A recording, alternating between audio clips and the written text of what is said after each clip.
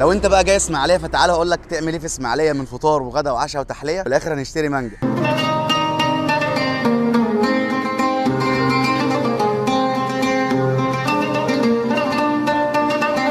هديك اختيارين، اختيار رخيص واختيار غالي، وهقول لك تعمل ايه يوم كامل في اسماعيليه. هتاكل وتحلي وهتشتري مانجا وهتشتري سمك. يلا. اغلب اللي بيعملوا الفيديوهات دي بيبقى كلهم جايين من بره اسماعيليه، فكان لازم ناخد الخطوه ديت ونقول لكم كل التفاصيل الصغيره اللي ممكن تعملها جوه اسماعيليه وتتبسط باقل التكاليف باذن الله. دلوقتي هقول لك وقت الفطار. عندك بقى الاختيار الاول في الفطار وهو مطعم الفنار. نوريكم جوه اصناف الفطار والفيو اللي انت ممكن تفطر فيه.